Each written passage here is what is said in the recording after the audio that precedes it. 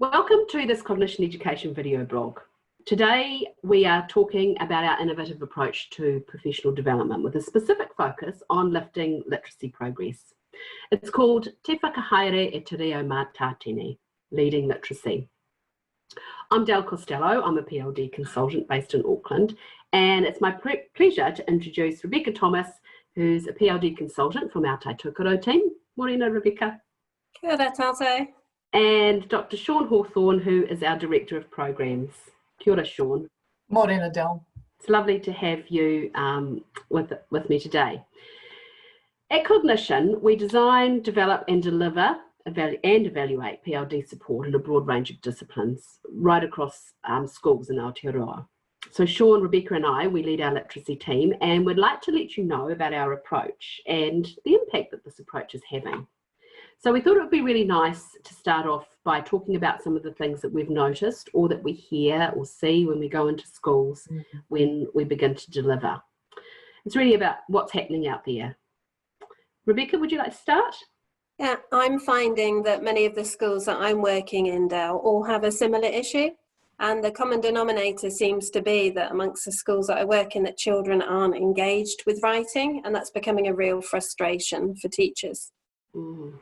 Yeah, what about you, Shaun? I hear that as well, and also because I tend to work more in the secondary space, there's concern from teachers and leaders about increasing low literacy levels and how that's creeping up.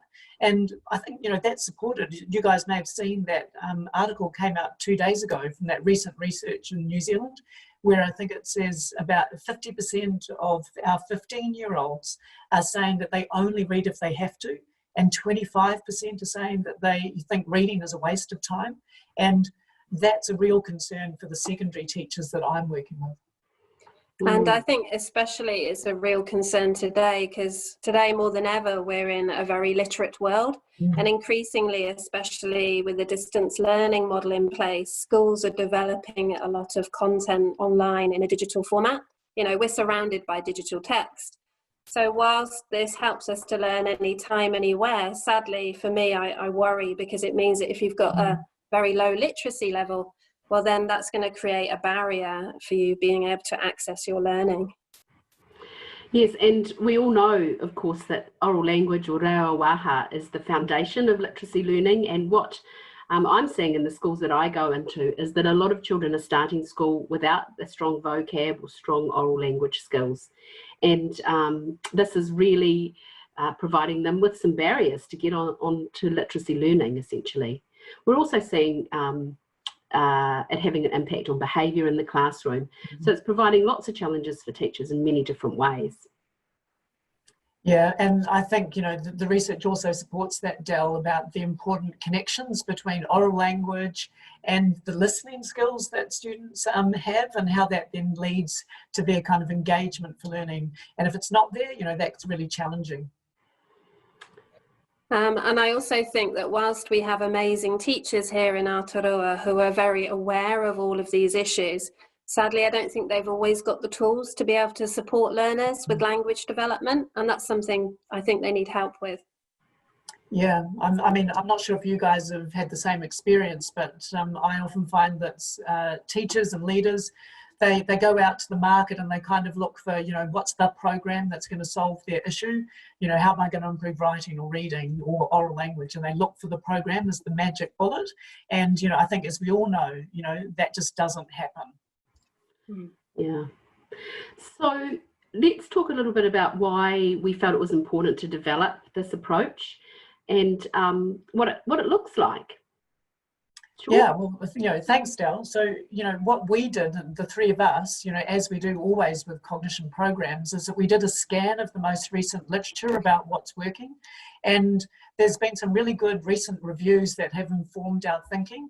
One of them was a review published by the Education Endowment Foundation over a series of years, last few years, about what really works in their space, and we've used that. And we've also used some local research from NZCER that was published in 2019 about what are the things that really effective schools are doing that make a difference. And we've taken those ideas, and that's informed our thinking for this program. Can you share, Shaun, exactly what the specific dimensions are that we found from the research? Yeah, oh, absolutely. So, yeah, 7 key kind of areas that all kind of need to be working really well and intertwined in their approach. So obviously there's the reo awaha, the oral language development, reading, and 2 aspects of reading is that fluency and comprehension that's really required. And then for writing, it was the writing process and having writing for fluency in terms of writing.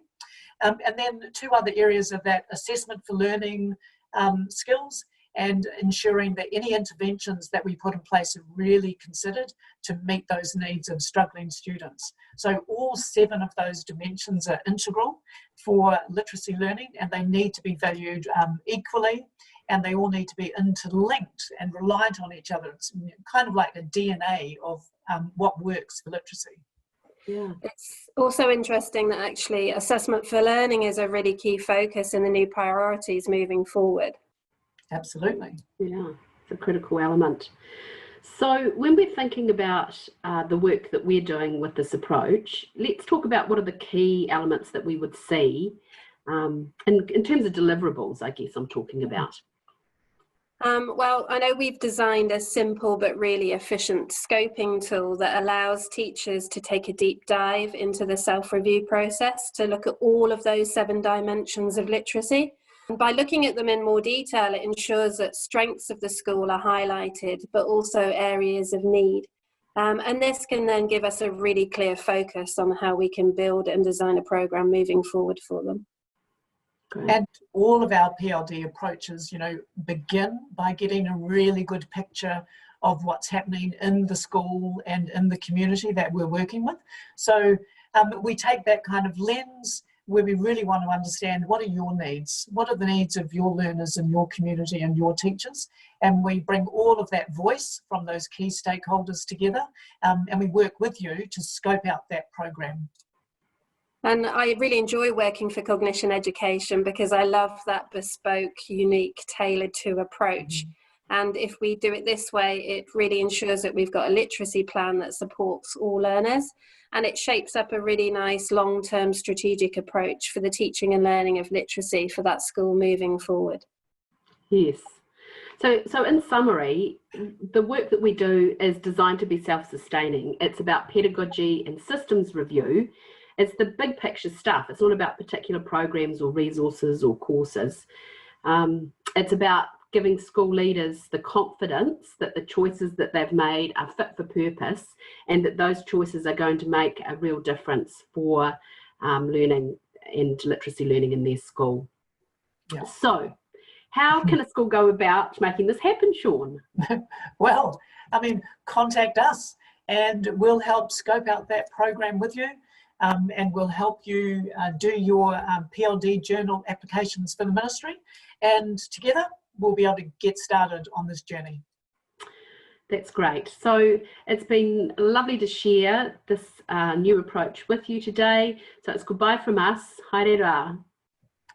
Goodbye. Bye.